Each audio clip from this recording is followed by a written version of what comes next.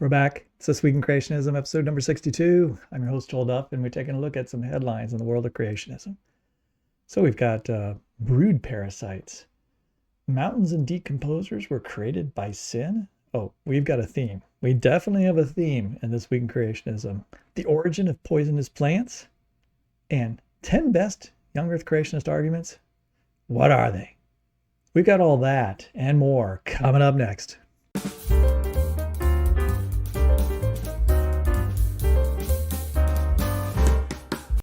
All right, let's kick it off by talking about Roadrunners. Here we have Creation Ministries International, creation.com, short article about the Roadrunner.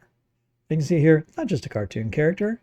Let's look at the fascinating life of the Roadrunner, its incredible speed, hunting skills, and so forth. Right, so this article it's just a brief description of the amazing attributes of Roadrunners, talking about their various skills and how they're incredibly well adapted for this desert habitat, that they don't fly well, but they run really well. And then it makes a brief mention of the fact that the Roadrunners are actually part of a larger family of organisms, or in their terminology, a kind of organism that has 140 different species. So then it ends up at the end, like, how do we put this in perspective? What is the young earth creationist perspective on Roadrunners? Since they are clearly related to others. Now, what they mean by clearly related to others is, well, there's some suggestion that some other cuckoos can hybridize with one another, but also there's a bunch of genetic studies that show they have very similar genomes, and they have a whole bunch of similar traits, or things we call synapomorphs. They're shared characteristics, shared apparently because they share a common ancestor that had those particular characteristics. So they're convinced, all right? They're convinced by, I'll call it the secular data, that Roadrunners are members of, or are related by common ancestry, by descent from a common ancestor that is the cuckoo kind. And since Roadrunners are so different than other cuckoo kinds, as we're going to see in the next article, because we're going to follow this up with a larger, more significant article about cuckoos, they have to explain why the Roadrunners are so different from other members of the same kind. So we see here, since they are clearly related to others in the cuckoo kind, Roadrunners may not have been created in their present form. Yeah, it's like, yeah, maybe before the flood in the original creation, Roadrunners weren't like they are today, right? Because in their, remember, young earth creationists have this flood. They have representatives of kinds being on the ark. And so all the different member species we have today of a single kind is represented just by a pair of animals on the ark. And so that means that brood parasite, the cuckoo bird, and others of the diversity of the cuckoo kind all have to be contained within those couple of animals that are on the ark. And Roadrunners are quite distinct in their habit and their features. So they're admitting, right? You look at a Roadrunner and, you know, all the stuff we just said about how amazingly adapted they are for their environment, and all their unique characteristics, and that God has endowed them with all these features. Well, you know, they didn't really look like that at the beginning. They were really all balled up into the contents of a single set of common ancestors. Right? So as I say there, rather, they have diversified from an ancestral population, as have the other members of the original created kind, likely all those in the cuckoo family. Such adaptive radiation into the wide variety of types, aided by natural selection. See, right? How did this happen? How did they go from just a couple individuals on the ark to becoming 140 different living species, not including all the extinct species here, 140 different species today? How did that happen? Well, maybe this thing called natural selection, right? There's this process that we describe, and that's natural selection. I accept natural selection as having happened, unless you go to Institute for Creation Research, where they say natural selection is of the devil, right? Yeah, it's not a real thing. But for Answers in Genesis, it is a real thing, and it's a real phenomenon that they use to explain the diversity, the adaptation of those individuals in populations into many, many different species we have today. But of course, they're going to add this caveat on there, right? Such adaptive radiation into a wide variety of types aided by natural selection can readily take place without significant new structures or functions arising. despite the fact that they mention distinctive functions and features of roadrunners compared to those other birds. But they would say somehow all those structures and functions were contained in that original bird. Therefore, those aren't new. They appear new because they may not be represented in other organisms, but somehow they're hidden in the genomic information of those original ones. Okay, that's enough of this article. Let's move to the next one because we're really going to talk about the same thing. I remember I said there's kind of a theme to all these today. Evolution doesn't explain cowbirds and other brood parasites. So this is going to cover a broader range of parasitic organisms called brood parasites. Brood parasites are, in this case, we're talking about birds, although there's other things besides birds that do this. If you have your young raised by other organisms, right, other species raising someone else's young. So in this case, like you have birds that place their eggs, like they lay their eggs in the nest of a different species and have that particular species raise their young. Sometimes it's done within the same species, but usually the more dramatic examples would be like a bird from a different kind, right? And that's what's going to be important in this article. Introgenesis looks at this and says, this is one kind of bird God created separately from a different kind of bird, and yet this bird is placing its eggs into the nest of a different kind of bird.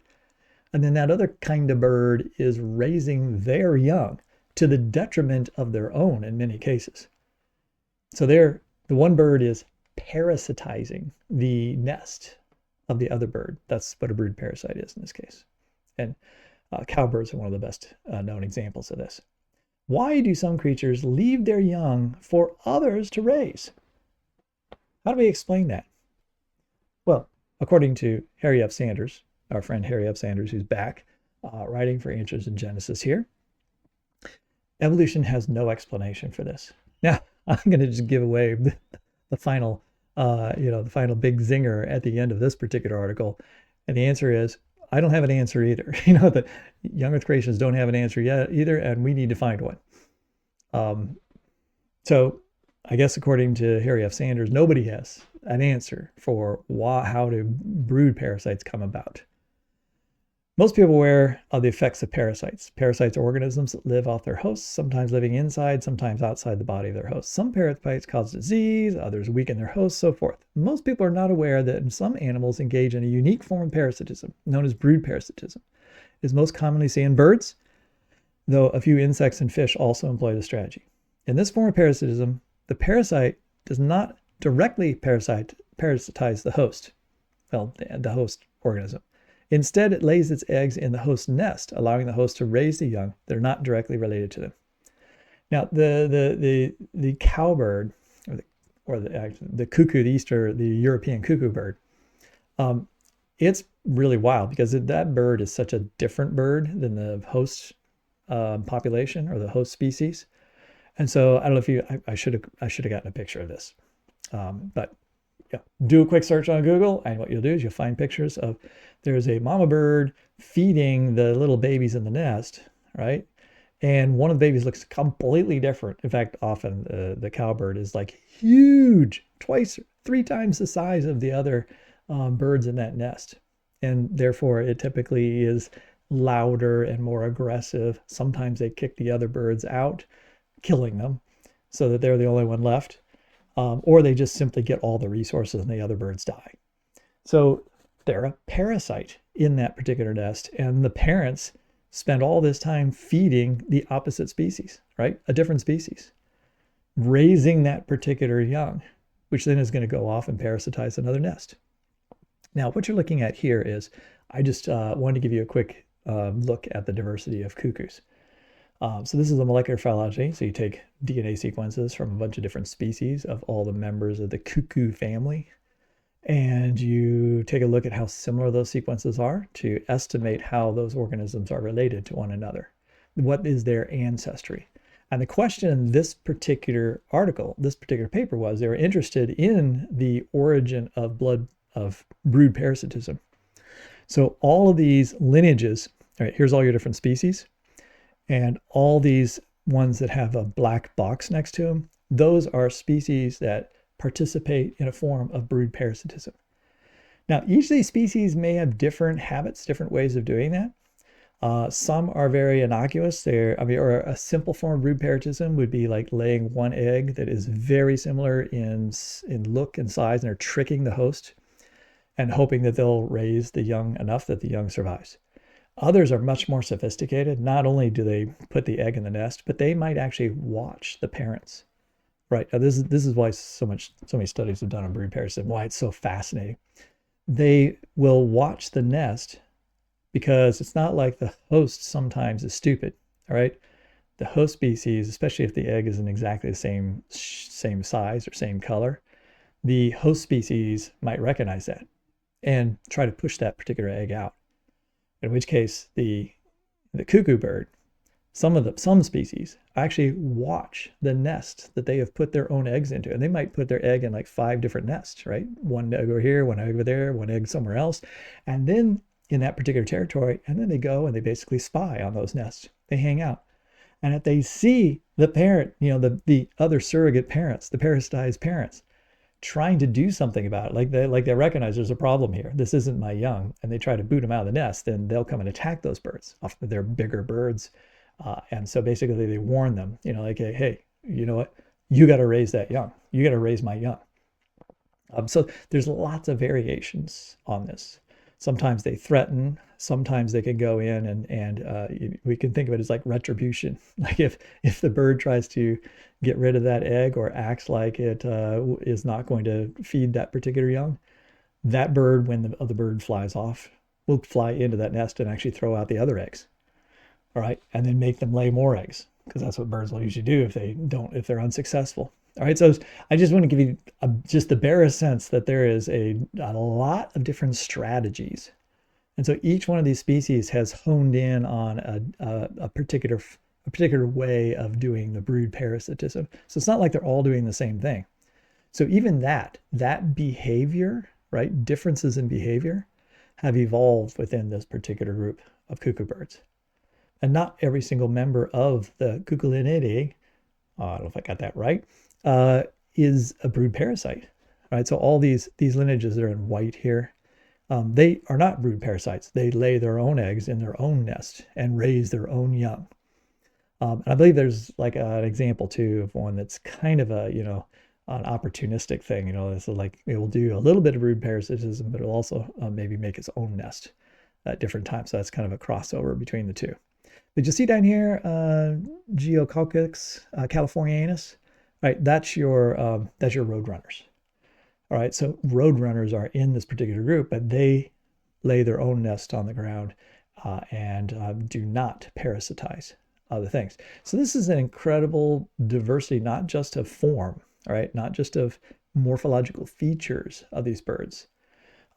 Some flying, some really not able to fly well. Some brood parasites, some that aren't brood parasites, right? Living in lots of different habitats around the world. So that's an enormous, an amazing amount of diversity within this. You might be wondering, like, what is the secular time scale for how long this has taken, how long it's taken for this particular group of organisms to evolve the characteristics they have? This group is considered to be at least some 30 million years old. Okay, back to Harry F. Sanders describing brood parasitism. And let's just skip down here to, as pointed in a book-length study of English bird dunnock, they have been a host of a parasite for at least 600 years, a minimum of 100 generations. Yes, we have evidence from thousands of years ago of the observation of brood parasitism. I mean, it is a weird phenomenon, so people that see it would make note of it. So we've known of some species having been brood parasites for very long periods of time. Given that new species of birds have developed in 3 generations among Darwin's finches, and a population of songbirds adapted to urban environments by increasing their boldness in less than 30 years, the idea that it would take more than 600 years to adapt to parasitism is ludicrous. What he's responding to there is he's saying, look, in the young Earth creationist model, we only have 4,000 years. Look, we have evidence that there's been a new species of bird that's developed among Darwin's finches within that time frame. We also have this recent evidence that there's songbirds that have changed their songs in urban environments such that they don't communicate well with those not in urban environments, which essentially separates them into two different species since it can't mate with each other as a result. And so that's happened within the last 30 years or, 15 or 20 generations. So if that could happen that fast, it's just crazy to think that it's ludicrous, as he says, to think that it could take more than 600 years to adapt to this parasitic lifestyle. this parasitism, this brood parasitism is a complex behavior. This is not a couple tweaks, a couple mutations in the behavior of the song, right? This isn't changing beak size and a few other very minor changes that result in the separation of populations on the Galapagos Islands. Right? These are highly complex traits that will require hundreds of genes having involved changes that are coordinated with one another over time. And so this is not something that happens in a few generations, right? This is thousands of generations. When you model, once you start adding in dozens and dozens of genes in order to create characteristics, talking about a lot of generations. It's not at all ludicrous. It's ludicrous that Harry F. Sanders thinks that this is ludicrous. That's what's ludicrous. All right, but what I was interested in is why? Why do we need to explain brood parasitism from a young Earth creationist perspective? Well, what about brood parasitism in the fall? This is what any young Earth creationist has to grapple with. From a creationist perspective, brood parasitism, all right, I can't speak today. Brood parasitism is a unique study. It almost certainly did not exist, at least in its current form, before the fall, right? So he views brood parasitism as a bad thing, as I guess a type of evil in nature that couldn't have existed before Adam's sin brought death and decay into the world. It's difficult to think of a cowbird chick pushing the nestlings out of the nest as very good, because Harry F. Sanders has a particular conception of what very good is. Furthermore, we know that there was no animal death prior to the fall. Do we know that? Harry F. Sanders thinks that, he infers that, and this is a very common view among, I would say, many evangelical Christians these days, that there was no death before the fall. Something that occurs in many instances in brood parasitism, either the parasitic egg chick or is lost to the host, right? Yes, there's usually a lot of death involved in this parasitic process. Post-fall is another matter, however. We know that various attack and defense structures and behaviors developed after the fall. Do we know that? Right? Do you know that from the text? I know from scriptures, especially in the Psalms, that God calls all those different things, all those attack mechanisms and protective mechanisms and prey and predators as being very good, right? He praises those things to Job, and David does in the Psalms. Right? There's no hint of negativity about those things as if those were part of a broken world. It doesn't say in there, they're not bemoaning the fact that God doesn't bemoan the fact that his creation is disrupted and different than his original creation in any of those instances. So a lot of inferences here from Harry F. Sanders. Now, this is in the common milieu of many people who believe this and have accepted this. But I would say that this is a fairly recent, all right, doctrine, right? This isn't what ancient Christians believed. This isn't what's really taught in the scriptures. This is something that's layered on much later in time. Harry F. Sanders is a product of the modern world. He's a product of modern evangelicalism. We know that some animals today are close to obligate carnivores. Yeah, that's true. There's some organisms that seem to be like they have to be carnivores. They can't eat anything but meat, which is like, how does, the original organisms didn't eat meat at all.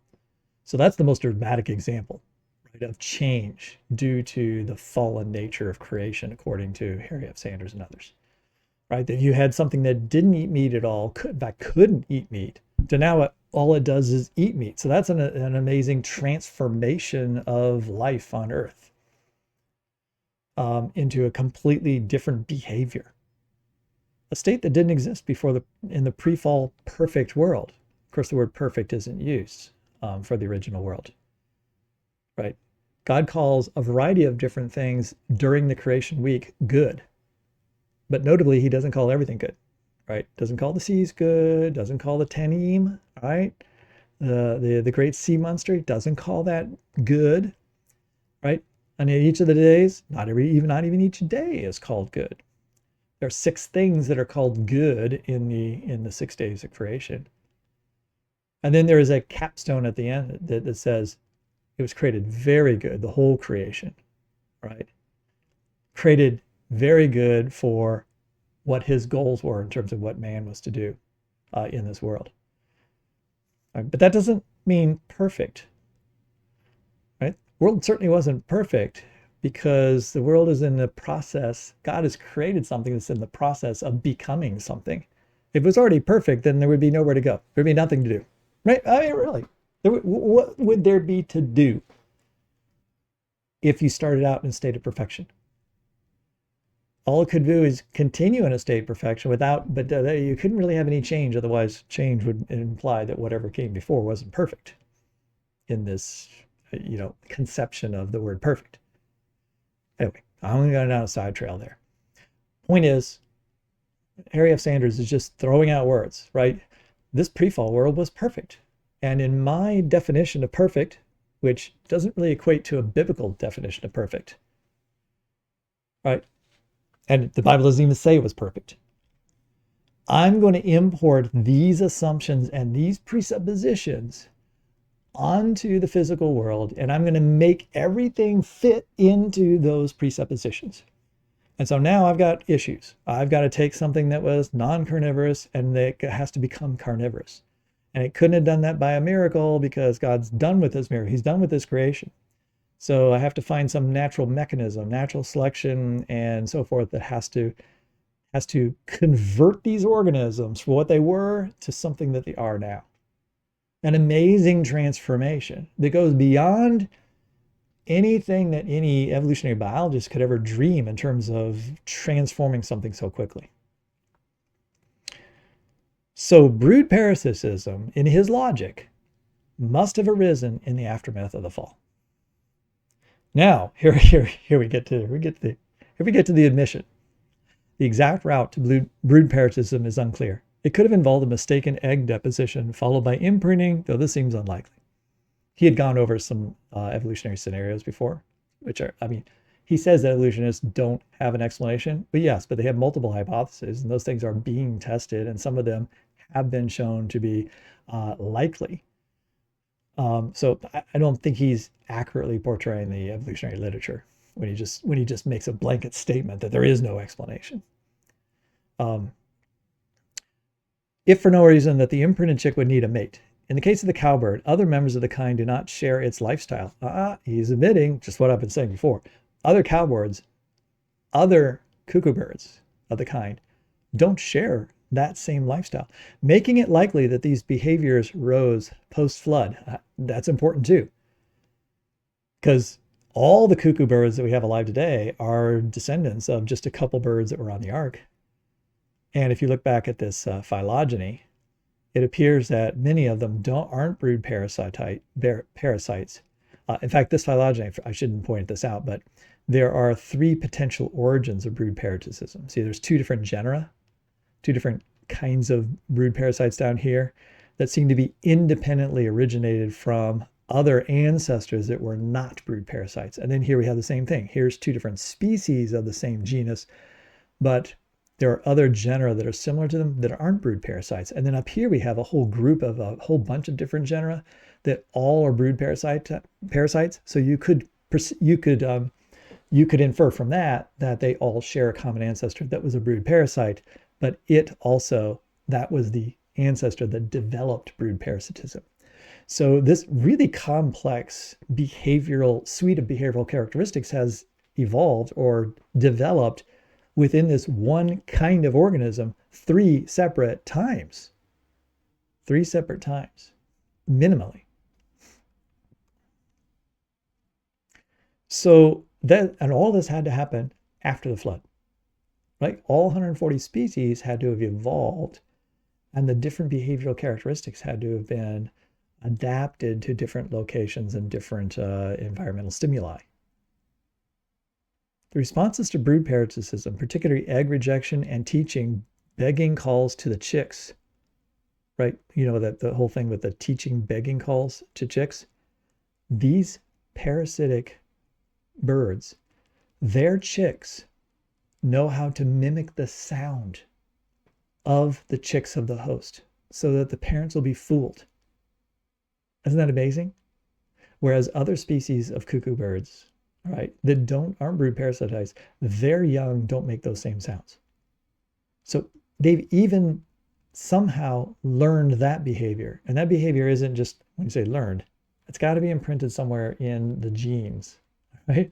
Something about their genome, something in there. It's a genetic thing that they are able to inherit the ability to make the sound of the host birds. That's incredible. That is amazing, right? And that just doesn't happen in an instant. All right, I think Harry F. Sanders pretty much has to say that God just made God made a bird originally, a cuckoo bird, that had chicks that made certain sounds that other cuckoo birds understood and reacted to. And then, but inside them, he somehow encoded the information for making the sound of a chick of a completely different kind of organism, so that someday when that bird accidentally or maybe purposely or divinely placed its egg into another that particular species nest, when it hatched, that little tiny bird that came out of there started making the sounds of that particular bird, whereas the generation before it didn't make those sounds. How was that switch flipped? I would go to, like, how does this happen? Like, what do creationists think is the actual mechanism of this? Is God watching that particular bird and says, like, I have this hidden genetic switch inside that bird, and then when I see it, wait, okay, I'm going to make it go to that particular nest and put it in that new species nest, not its own, not make its own. And when it does that, at the same time, I'm going to make that switch so that its birds will make different sounds. Right? When you get down into the weeds, when you get down into the nitty gritty of mechanism, because remember, young Earth creationists, they don't really want to employ a billion miracles happening. They want to say that natural selection, genetic drift, and even some mutations cause variation within kinds and can allow for these types of adaptations. When you do that, boy, it's a slippery slope for them. It really is. All right. The response is, okay, could have been there from the very beginning. All right, so he's saying, okay, maybe all this stuff was encoded from the beginning. In fact, in his mind, I think it would have to be, because I know he doesn't really believe that mutations can really do anything, right? All they do is genetic entropy. They just tear things down. They break things apart. Mutations should be breaking down their behaviors and making them lose their ability to do these really specialized behaviors, not actually increase their ability to do even more complex things. All right, so what's this final resolution to this? Beyond that, far more research is needed. The exact route to parasitism is unclear. This is an area where young Earth creationists need to do a little work. Yeah, I agree. Okay. Similar theme. Yeah, we got this theme rocking today. Death's cleanup crew from Answers in Genesis, another Answers in Genesis article. This is actually an old one from 2018, but they refeatured it on their website on January 14th, and it's about decomposers. Well, it's the same idea. If the original creation was perfect and there was no death of any type, then you don't need decomposers. And yet we look around the world around us, and there are hundreds of thousands of species whose entire being exists around cleaning up death. Right? Decomposing things.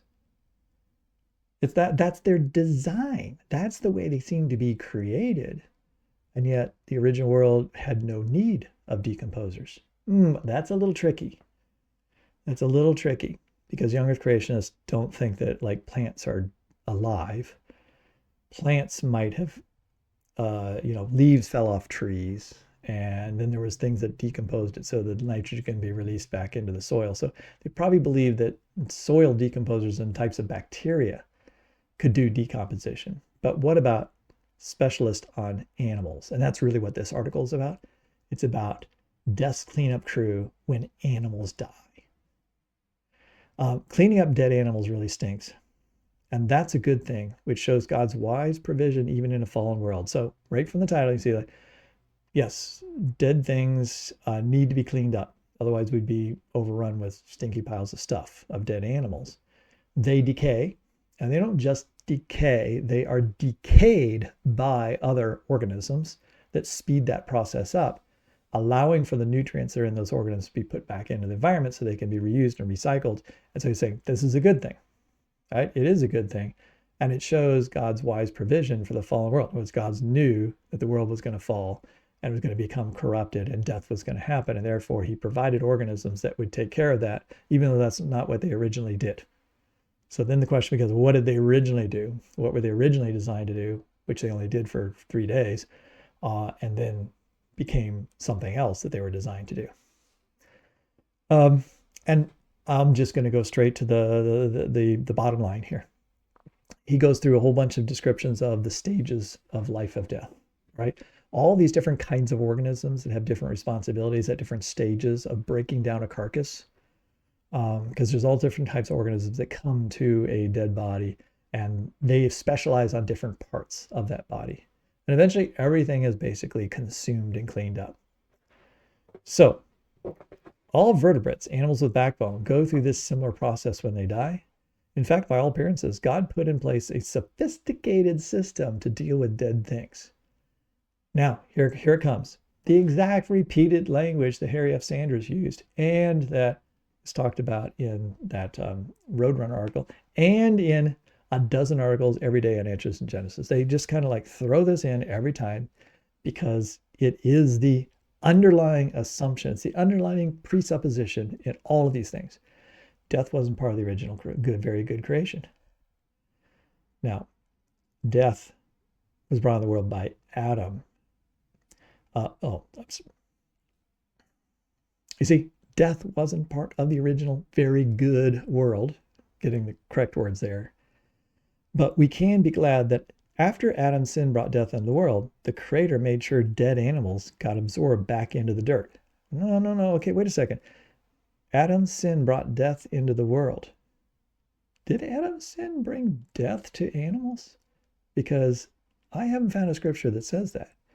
I have found scriptures that young earth creationists will interpret, can infer that that could happen. But even, the Romans passage in Adam's death, Adam brought death to the world. The next sentence talks about Christ bringing life, right, to those. Right? He's talking about human death. I'm not talking about death in general to all the rest of the world. All right. Otherwise, what would happen? Everything would just pile up, right? So it's a good thing that we have these decomposers, even though decomposers weren't necessary in the original creation. So life, death, and this cursed world, right? It originally, he's going to repeat it again. I just repeat again myself. It wasn't originally like this. Death came to earth because of Adam's disobedience to God. There's the Romans, the Romans verse. Bloated bodies, liquefied tissue, and nauseating gases now pollute God's once perfect world. There's the word perfect again, even though the word in Hebrew for perfect is not used in the Genesis passage. All right, so there's your theme. The theme is every time we have a billion problems explaining. What's the theme? The theme is we always have to explain the world in the context of everything was perfect and now it's not perfect. How did that world change? All right, let's take a look at it again from a different perspective, because this isn't just about animal life being corrupted. It's the whole world being corrupted. Everything about the surface of the earth is corrupted by sin. How do rocks and mountains proclaim the glory of God, according to Ken Ham here on January 21st? All of creation, from the most majestic to the most mundane, sings the praises of the Creator.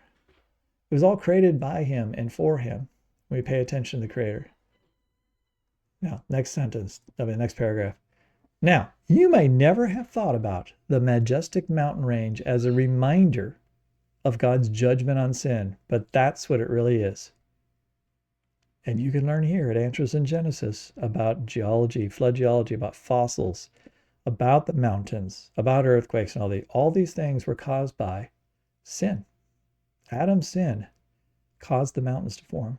Because if Adam hadn't sinned, there wouldn't be a need for a global flood. If there wasn't a global flood, we wouldn't have any mountains. The young earth creationist perception of the original creation is maybe some rolling hills, but not like majestic mountains. Right, snow-capped mountains. No, nothing like that before the flood. There's debate within the young earth creationist community, but that's kind of what most of them are coming around to. Where do mountains come from? They come from the collision of plates and the motion of the continents as the floodwaters covered the earth and the foundations of the world broke open. And the plates started moving around. That caused the mountains. You see, without Adam's sin, we wouldn't have mountains. We wouldn't have Niagara Falls. There would not be a Grand Canyon. All of those things were caused by Adam's sin. Or was it? I've been thinking about that a lot more lately, and I have to admit that I have fallen into that trap of thinking that way, and I'm becoming to realize that I'm a product of really post-Reformation, post-1600s thought, which is where the world began to think of the world as being where the people of the world began to think of the world as being corrupted by sin, like the actual nature of this, of the substance of the world being corrupted by sin. Whereas before that, people had I'm going to call it a more biblical view. At least that's what I've been thinking lately. And I've been thinking that way because I've read a recent book, which has really got me thinking. This book right here, God's Good Creation, Case for the Unfallen Creation by John Garvey. Can't believe I let this sit on my desk for 2 years before I read it. Now, I've read some of other John Garvey's work, so I knew what his essential thesis was, but I hadn't really read the full scope of it. And it makes a pretty darn compelling case that the Bible doesn't preach a fallen creation. A fallen man, or at least a fallen man in the sense of the relationship of man to God, is fallen and corrupted and is changed. But is the relationship of an ostrich to God, an ostrich to the rest of creation, different pre and post fall? Doesn't look like it. Job certainly doesn't make it sound like, God's, speaking to Job, makes no reference to the ostrich as behaving anything other than the way he made it and intended the ostrich to be. And you can go through lots of passages that way. You go through the Psalms, you can see that the creation is glorified and is working according to God's plan. But I think the most stunning revelation of this book, now I'm giving away some stuff from here, but I have written out 16 pages of notes from this book, and it is my intent to make a video in which I basically go through the thesis of the book using quotes from Garvey and then commenting on those. And that's going to take me a while to work that up. But I've already copied all that out into a file, and so I have most of that prepared. But the other part of that book, the thing that I think really hit me, was his look at the history of thought. Theologians, what did they think? So he looks at what the Bible actually says, and then he looks at what did Anselm, what did Augustine, what did all these other church fathers, all the way up until 13s and 1400s. Very rarely do any of them express any hint that the world or the creation itself is fallen, that the creation is marred, that it is that there weren't carnivores and then they became carnivorous, that thorns and thistles didn't exist and then they suddenly popped into existence. Now, do you think that all those great church forefathers Did they not know the text of Genesis where it talked about thorns and thistles? But I'll save how they describe that. They just didn't see that as a physical change in the world, right? That there actually weren't actual thorns before. It's a relationship of man to creation that changes, not actual creation itself. And if John Garvey is right, every single one of these articles I've just covered here, they are completely looking for the wrong thing. They're trying to solve a problem that doesn't exist. And I would argue that one of the reasons these problems are so intractable, one of the reasons why they don't have answers to these questions, is because that wasn't the correct presupposition to begin with. And it's just showing itself as being an incorrect assumption, an incorrect interpretation via the fact that they can't make sense of it. Okay, the theme continues. The theme continues with ICR. Where do poisonous invasive plants fit in the creation? I mean, what do I need to say? I mean, after all this, if you follow me at all, you know what's going to happen here. We're going to say, how could there have been poisonous plants before the fall? Obviously, when Adam sinned, there were some plants over there that weren't poisonous before, and then they became poisonous. Like some genes tripped on and they started to make poisonous material, or they made some poisons but in small volumes, and now they're like turning it on and making more of it so that they become caustic. In this, this article is really contorted. It talks about hogweed. For the first time ever, scientists have studied the genome. This is a quote from a secular article. The total genetic material within the cell of Sosnowski's hogweed, a poisonous invasive plant where juices cause skin burns.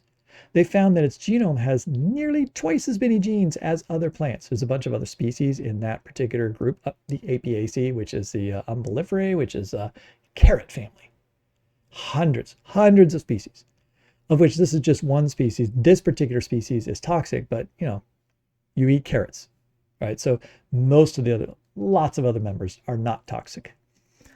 But this particular species has a genome that has twice as many genes as most other plants, right? They have a proliferation of genes, even compared to other members of the same kind of plant, right? I'm stressing this for a reason. Article goes on to say the plant actually has practical applications and so forth. It is possible that the curse caused the genome of many creatures to degrade. And this is their explanation for like, where did poisonous stuff come from? Because the original creation was perfect. Remember, and it says that that Adam and Eve and the animals were given every green plant to eat. Well, if some were poisonous, that would not be very good, right? So there couldn't have been any poisonous plants. I'm going to back up. See, the question that young earth creationists need to also answer is, was God talking about the whole earth, or was he talking about the garden? In Eden, I'm giving you everything to eat. Like, I've created this special place, and everything here is good, very good for you. But is the outside world, which is chaos, right, which is a wilderness? Remember when Adam and Eve were forced out of the Garden of Eden, right, into the wilderness? It's not exactly the same place, right? There's where the thorns and thistles are. There's where, the world is out there and potentially dangerous for you. But I digress. Here, their explanation is, okay, we got to explain somehow how these things became poisonous, because their view is like every place on earth, all the plants were available for everything to eat. They were all very good, right? No toxins. And so how did the toxins come to be? Well, maybe the plant is degrading, genetic entropy. So here's where you throw in the, your easy get out of jail free card. It's like, the plant genome's degrading. They're making mutations. The mutation causes a good thing to become a bad thing. Right? And that could be the plant toxicity of a hogweed. Right? Now, I'm going to find the irony of some of what they're saying right here is that they note that this particular species has almost twice as many genes as other plants. All right, because they have twice as many genes, they can make other plant products, and one of the plant products is a poison. How did they get twice as many genes? Because the original version wouldn't have had that many genes. Otherwise, most of the species in this kind don't have that many genes, but this particular species has a lot more genes than the others. That sure doesn't sound like genetic entropy to me. That sounds like actually adding information to the genome. It sounds like this particular plant has more information, more capacity, right? More genes, so it can do more things than other plants in that particular family. I don't know how this is an argument for genetic entropy. It definitely is not. It's the opposite of genetic entropy. All right, let's get down to this last highlighted here. To conclude, Christians understand that God's creation was very good from the beginning. Christians understood since the 1500s that God's creation was very good in the sense that we're saying. Right? And if you lived before the 1500s, you would not have said this. A few people had some thoughts of this way, but that would not be the majority thought of Christians. Sadly, it was tainted by the sin of disobedience and justly cursed. The whole creation itself is cursed and tainted. This is reflected in the corruption and partial loss of genetic information, possibly resulting in poisons, parasites, and pathogens. All right, so they're going from sin tainted and cursed the creation. On the belly you shall go and curse the ground.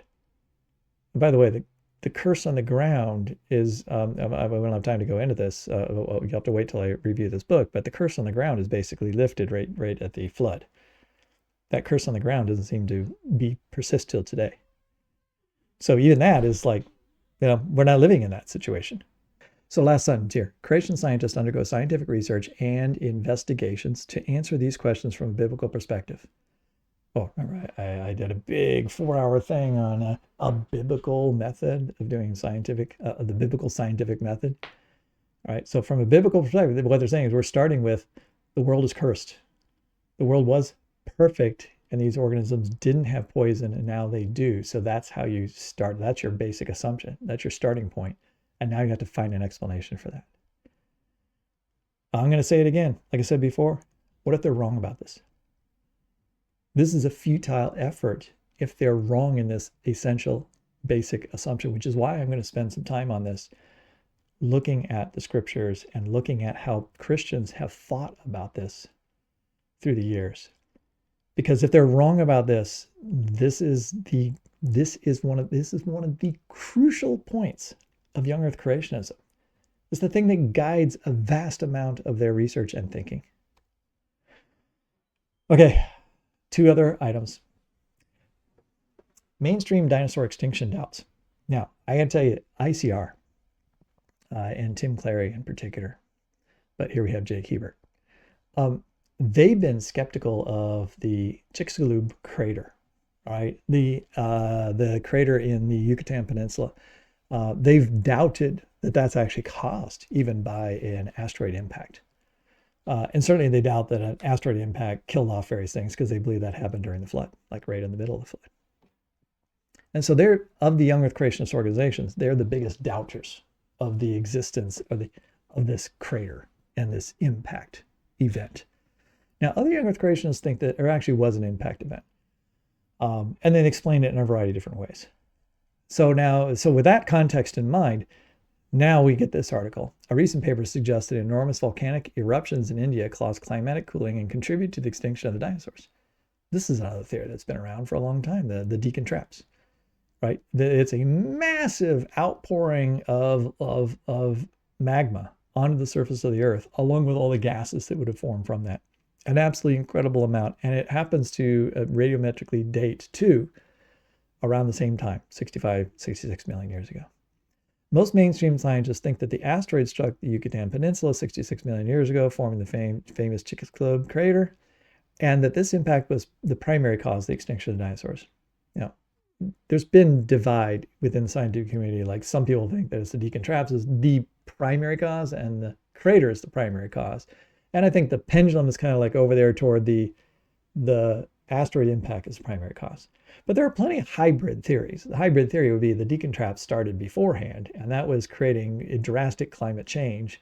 And dinosaurs were pretty much suffering a lot from that, and many organisms were going extinct. And they were already sort of like, let's just say the species was in bad shape, right, on its way to extinction. Then you have the asteroid impact, and it's kind of like, that's the thing that like was the final straw. Like they were already weakened, and then you just like clubbed them over the top of the head after that. But maybe it's the other way around. You got asteroid impact. Actually, I think the deacon traps are slightly older, so you'd have to have at least the deacon traps starting at that point. But some people believe that the deacon traps might have been become more like after the asteroid impact, maybe that destabilized the Earth, and you have more magma coming up in the deacon traps. Right. So there's sort of there's many ways of looking at it. Whichever way it is, it kind of doesn't matter. It doesn't negate the fact that both of them are things that happened, and you have the observation that the dinosaurs no longer exist after that period of time. But they're going to make a big deal about the fact that secular scientists can't agree, and therefore, maybe we're right. Maybe none of this is really true. This is a reminder that despite popular perception, the impact theory of dinosaur extinction has problems and is still a source of contention among even conventional scientists. Yep, but nothing shocking. Nothing shocking about that at all. I think it's utterly fascinating. I think it's really intriguing to have multiple hypotheses. None of those hypotheses completely negate the fact that they don't completely deny that there is an important aspect to the other ideas. It's really a battle over what's the most important thing. When really there's probably 10 factors, and the question, we're just arguing about the order of those factors. One problem with the impact theory is that many animals, such as slow-moving tortoises, sensitive frogs, and fragile birds, would have been expected to be adversely affected by a giant impact, survived. Why? There's lots of organisms that survived. Members of most of the major groups of organisms on Earth survived that. You had 100 species of something, and 99 of them died, and maybe one species managed to survive. And you have birds, you have mammals, you have things that were able to hybridize. We're in the right place, right? They're generalists. They're able to eat decomposing matter. There's all kinds of ways that organisms could survive, but an overall lack and loss of overall biotic activity. In other words, lots of plants aren't growing. If you don't have a lot of plants growing, you don't have a lot of food for the base. That's going to create a ton of extinction, but it doesn't mean everything's going to go extinct. There's no shock that some organisms survived. But what I want to get down to is down here. A second problem is the evolutionary paleontologists have reported finding dinosaur fossils in rocks that are, by old Earth reckoning, less than 66 million years old. This sounds like a really big, important thing, right? Oh, doesn't everyone always tell you that all the dinosaurs are gone at 66 million years? But now they're telling you, this article is telling you that there are reports and there's references here of 66 million year old, less than 66 million year old dinosaur fossils, which means they survived. They survived the impact. And for them, that suggests that maybe there wasn't an impact. All right, now, okay, what are those references? I looked them up. One reference, it says it right in the title, right below here. That's why I was looking to see what I had. I thought maybe I copied it. One reference is a reference to an article that shows that there is, in the Paleocene, a later time, it was like 50 million year old rock. There have been some dinosaur bones found in those rocks that are younger than 66 million years. However, it says right in the title that that's reworked Cretaceous material. If you have Cretaceous material up on the side of a mountain that's eroding, and inside that eroding rock, you have dinosaur bones or pieces of dinosaur bones. And those dinosaur bones then get in a flood, right? They get eroded and they roll down the side of a hill, and then they get compacted with other sediments that come from a variety of different places. We call that new sediment layer, the age of that sediment layer is the age of whenever that thing was laid down, 40 million years ago, 30 million years ago, 10 million years ago, 1,000 years ago. Right? I mean, I'm sure that there are dinosaur bones in Montana that are in washed out areas, and we'd say that those are quaternary, very, very recent sediments. But there's dinosaur bones in them. Does that mean that the dinosaurs didn't get killed by extinction? No, those are reworked sediments. That's a fossil that then ends up in a future sediment. That doesn't mean it would, and that's not its original source. Okay, so that's the reason why sometimes there are reports of dinosaur bones in younger sediments. Now, you have to have a reasonable expectation that this is a reworked sediment, and there's ways of determining that. There is one other reference that they use, and that is to a location in South America where they claim that these fossils, there are dinosaur fossils that are after 66 million years ago, and they are sure that that's above the 66 million year line. And I read the article, and it seemed like they had some pretty decent evidence for that. Now, a thing I'll note is that it's in the layer right above. It's not in like a 5 million year old rock. It's in 64 million year rock.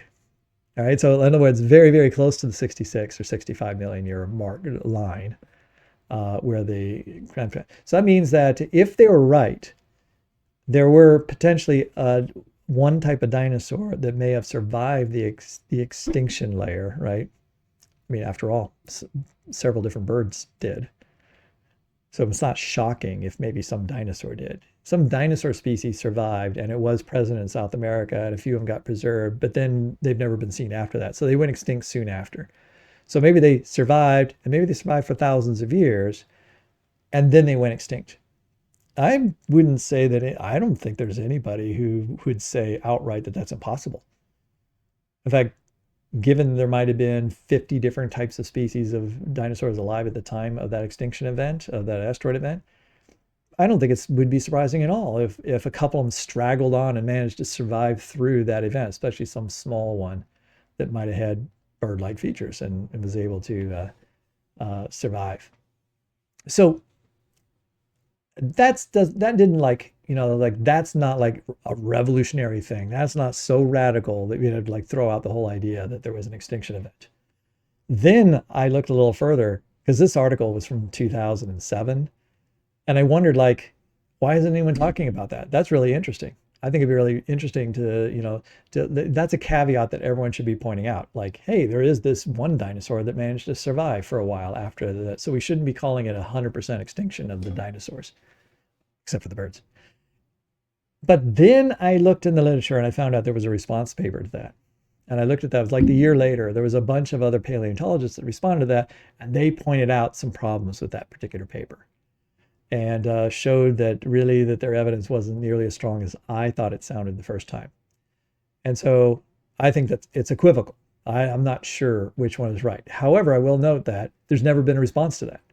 And there's never been any follow-up work to it. So I don't know if those original authors, once they saw the response, it doesn't seem like they stuck to their guns.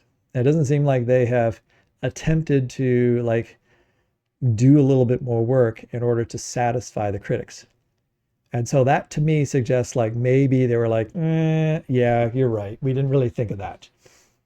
So it may still be true that we don't have any evidence of bona fide dinosaur fossils that are preserved in sediments after that KT extinction line, other than rework samples. Last item.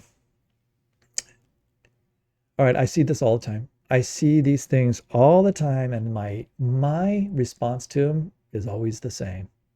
I shake my head, and I'm like, really? These are the best you could come with. Joseph Hawk, he spreads this type of stuff around on every single Facebook group all the time, all the time. And, I've responded to him. Many, many other people responded to him. There have been books written about that have included responses to most of these items that are on this list in a lot of detail. And some of them I would call having been debunked for 20 years. And that doesn't stop him from continuing to do this. By the way, I don't respond to people like this anymore because, why should I spend time telling them what's wrong with one of these arguments when they're not going to acknowledge it? It's impossible for them to change their mind. And all I'm saying is find better ones. I mean, I'm not saying you have to believe, you don't have to get rid of young earth creationism, but you should get rid of bad young earth creationist arguments. But just keep throwing them out there again and again and again. These are the 10 best evidence. If you want to rock somebody's world, these are the 10 different evidences you could bring up that would show them this whole thing about the world being old. Totally bogus. Just look at these 10 things. You would think that the 10 best would be good arguments. Wouldn't you? Wouldn't you think that there should be thousands of reasons why the earth is young if the earth was young? And if you went in and sorted them into like the 10 very best, the most compelling arguments, couldn't you come up with 10 better ones than this? What I think every time I see this is, if this is the 10 best you've got, then go away and come back another day when you've got something that you actually want to talk about. Because you're nowhere close to convincing anybody with these. Now, are they close to convincing people? Yeah, they convince people all the time. But the reason these continue to be, the reason these top 10 lists get spread around like they do is because they are compelling to a lot of people. I mean, a lot of people, if you don't know anything about geology, if you don't know anything about physics, if you just don't know any science at all, some of these sound pretty compelling. Or even if you do know some science, but you're not willing to do the research and really, and all you do is just trust what you're hearing as being representative of the actual evidence, well, then you can get pulled down the rabbit hole.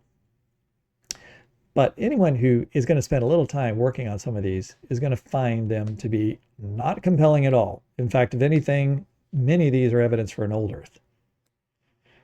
Some of these are tricky, and they would take a lot of explanation, but very little salt in the sea. I've written multiple blog posts on this. This is a silly argument for a young Earth. Short-lived comets. I've written several blog posts on that, about the incorrect assumptions there. And just, I mean, the one person who's written about it just doesn't even seem to be just completely oblivious to the basic explanation for short-lived comets. And it's either, well, I'll say either oblivious or it's blatantly covering up an obvious explanation.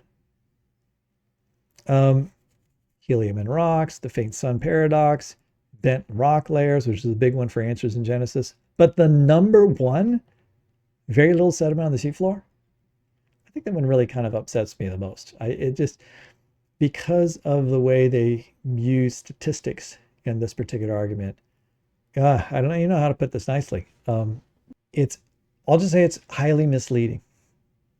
Highly misleading. And does Joseph Hawk not understand that argument at all? Has he never listened to anyone who's responded to him on this? Because it's not that hard to understand. It's not that hard to understand why there are some places on the seafloor that don't have many sediments. I don't have time to go through this whole argument. Maybe I should make a video on this one. I mean, it's just like so been worn over. It's been so talked about so many times by so many other people. I feel like, why do I need to do it again? I'm too frustrated to talk about it. My whole point here was just, I am stunned every time I see this, and I just think to myself, these were the best you could come up with. This might be the best argument for why young Earth creationism. The fact that this is the best 10 evidence you come up with, that's kind of sad. It just is. It's really sad. Let's stop there. That's This Week in Creationism. Hi. There's a lot of things going on that I didn't cover, but I wanted to kind of keep to a little bit of a theme this week with This Week in Creationism. So I've held some off for the next episode number 63 of This Week in Creationism. I will see you then. Thanks for hanging out with me. Bye-bye.